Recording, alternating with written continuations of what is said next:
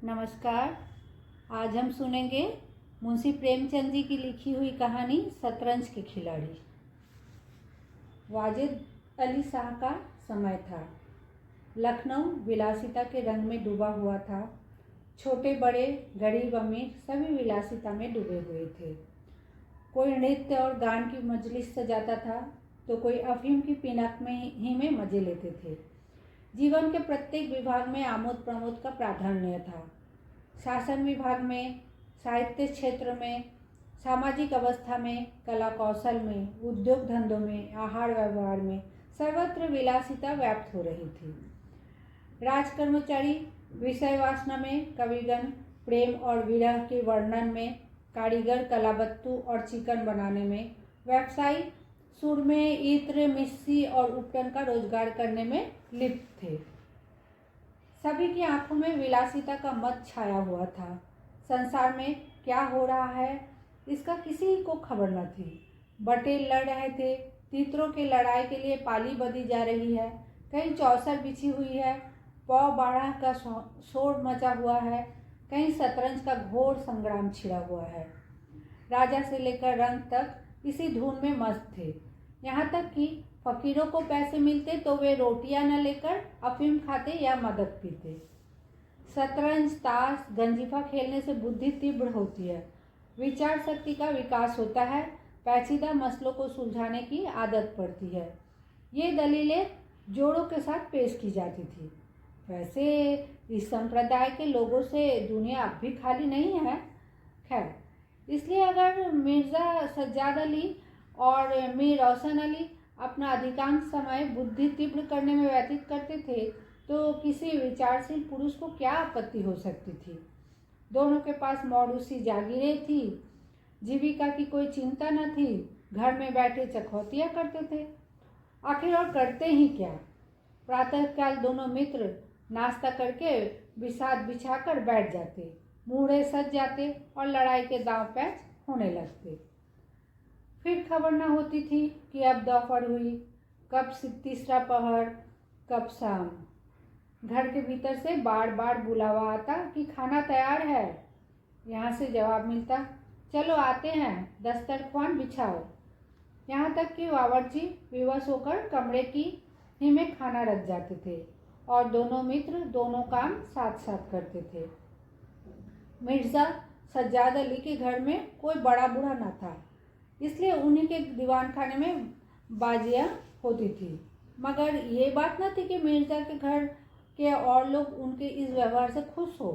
घर वालों का तो कहना ही क्या, मोहल्ले वाले, घर के नौकर चाकर तक नित्य द्वेषपूर्ण टिप्पणियाँ किया करते थे। बड़ा मनहूस खेल है, घर को तबाह कर देता है, खुदा ना करे किसी को इसकी चाट पड़े। आदमी दीन दुनिया किसी के काम का नहीं रहता, न घर का न घाट का, बुरा रोग है। यहाँ तक कि मिर्ज़ा की बेगम साहिबा को इससे इतना द्वेष था कि अवसर खोज खोज कर पति को लताड़ती थी, पर उन्हें इसका अवसर मुश्किल से मिलता था। वह सोती रहती थी, तब तक बाजी बीत जाती थी और रात को जब वो सो जाती थी तब कहीं मिर्ज़ा जी घर में आते थे। हाँ, नौकरों पर वो कभी अपना गुस्सा उतारती रहती थी। क्या पान मांगे है, कह दो, आकर ले जाए। खाने की फुर्सत नहीं है, ले जाकर खाना सिर पर पटक दो, खाएं चाहे कुत्ते को लाए खिलाए। पर रूबरू वो भी कुछ न कह सकती थी। उनको अपने पति से उतना मलाल न था जितना मीर साहब से। उन्होंने उनका नाम मीर बिगाड़ू रख छोड़ा था। शायद मिर्ज़ा जी अपनी सफाई देने के लिए सारा इल्ज़ाम मीर साहब की सिर थोप देते थे। एक दिन बेगम साहबा के सिर में दर्द होने लगा। उन्होंने लौंडी से कहा, जाकर मिर्ज़ा साहब को बुला ला, किसी हकीम के यहाँ से दवा लाए। दौड़, जल्दी कर। लौंडी गई तो मिर्ज़ा जी ने कहा, चल अभी आते हैं। बेगम साहबा का मिजाज गर्म था। इतनी ताव कहाँ की उनके सिर में दर्द हो रहा और पति शतरंज खेलता रहे। चेहरा सुर्ख हो गया। लौंडी से कहा, जाकर कह अभी चलिए, नहीं तो वो आप ही हकीम के पास चली जाएगी। मिर्ज़ा जी बड़ी दिलचस्प बाजी खेल रहे थे।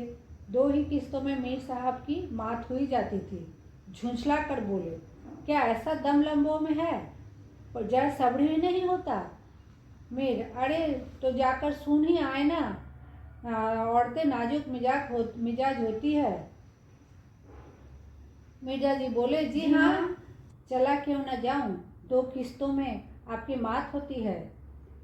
मीर बोले, जनाब इस भरोसे न रहिएगा, वो चाल सोची है कि आपके मूड़े धड़े रहे और मात हो जाए। पर जाइए, सुन आइए, क्यों खामखा उनका दिल दुखाइएगा। मिर्जा जी बोले, इसी बात पर मात ही करके जाऊंगा। मीर, मैं खेलूंगा ही नहीं, आप जाकर सुन आइए। अरे यार, जाना पड़ेगा हकीम के यहाँ, सिर दर्द खाट नहीं, मुझे परेशान करने का बहाना है। मीर जी, अच्छा कुछ भी हो, उनकी खातिर तो करनी ही पड़ेगी। मिर्जा जी बोले, अच्छा एक चाल और चल लूं। मीर जी, नहीं, हरगिज नहीं, जब तक आप सुन न आएंगे मैं मुंह में हाथ ही न लगाऊंगा। मिर्जा साहब मजबूर होकर अंदर गए तो बेगम साहिबा ने त्योरियां बदल कर लेकिन कराहते हुए कहा, तुम्हें निगोड़ी शतरंज इतनी प्यारी है, चाहे कोई मर ही जाए पर उठने का नाम नहीं लेते। नौज कोई तुम जैसा आदमी हो। मिर्जा जी बोले, क्या कहूँ, मीर साहब मानते ही न थे, बड़ी मुश्किल से पीछा छुड़ा कर आया हूँ। बेगम ने कहा, क्या? जैसे वो खुद निखट्टू है वैसे ही सबको समझते हैं, उनके भी तो बाल बच्चे हैं, यह सबका सफाया कर डाला। बड़ी लती आदमी है, जब आ जाता है तब मजबूर होकर मुझे भी खेलना पड़ता है। दुत्कार क्यों नहीं देते? बराबर का आदमी है, उम्र में दर्ज में मुझसे 2 अंगुले ऊंचे ही हैं, मुलाहिजा करना ही पड़ता है। बेगम ने कहा, तो मैं ही दुत्कार देती हूँ, नाराज हो जाएंगे, हो जाए, क्या किसी की रोटियां चला देते हैं। रानी उठेंगी, अपना सुहाग लेंगी। हरिया, जा बाहर से शतरंज उठा ला, मीर साहब से कहना मियाँ अब न खेलेंगे, आप तशरीफ ले जाइए। मिर्जा जी बोले, हाँ ऐसा गजब नहीं करना, जलील करना चाहती हो क्या? ठहर हरिया, कहाँ जाती है? बेगम ने कहा, जाने क्यों नहीं देते, मेरा ही खून पिए, जो उसे रोके। अच्छा, उसे रोका, मुझे रोको तो जानू। ये कहकर बेगम साहबा झल्लाई हुई दीवान खाने की तरफ चली। मिर्जा बेचारे का रंग उड़ गया, बीवी की मिन्नतें करने लगे, खुदा के लिए तुम्हें हुजरत हुसैन का कसम है, मेरी ही मैयत देखे तो उधर जाए। लेकिन बेगम एक न मानी, दीवान खाने के द्वार तक गई, पर एकाएक परपुरुष के सामने जाते हुए पांव बंद गए। भीतर झांका, संयोग से कमरा खाली था। मीर साहब ने 2-1 मोहरे इधर उधर कर दिए थे और अपनी सफाई जताने के लिए बाहर टहल रहे थे। फिर क्या था, बेगम ने अंदर पहुंचकर बाजी उलट दी, मोहरे कुछ तख्ते के नीचे फेंक दिए, कुछ बाहर और किवाड़ के अंदर से बंद करके कुंडी लगा दी। मीर साहब दरवाजे पर तो थे ही, मुहर बाहर फेंके जाते देखे, चूड़िया की झनक भी कान में पड़ी। फिर दरवाजा बंद हुआ तो समझ गए बेगम साहिबा बिगड़ गई है, चुपके से घर की राह ली। मिर्जा ने कहा, तुमने गजब किया। बेगम ने कहा, अब मीर साहब इधर आए तो खड़े खड़े निकलवा दूंगी, इतनी लोग खुदा से लगाते तो वली हो जाते। आप तो शतरंज खेले और मैं यहाँ चूल्हे चक्की की फिक्र में सिर खपाऊं। जाते ही हकीम साहब के यहाँ की अब भी तामुल है। मिर्जा घर से निकले तो हकीम के घर जाने के बदले मीर साहब के घर पहुंचे और सारा वृत्तांत कहा। मीर साहब बोले, मैंने तो जब मुहरे बाहर आते देखे तभी ताड़ गया, फौरन भागा, बड़ी गुस्सेवर मालूम होती है, मगर आपने उन्हें यूं सिर चढ़ा रखा है, ये मुनासिब नहीं। उन्हें इससे क्या मतलब कि आप बाहर क्या करते हैं, घर का इंतजाम करना उनका काम है, दूसरी बातों से उन्हें क्या सरोकार। मिर्जा जी बोले, खैर ये तो बताइए अब कहाँ जमाव होगा।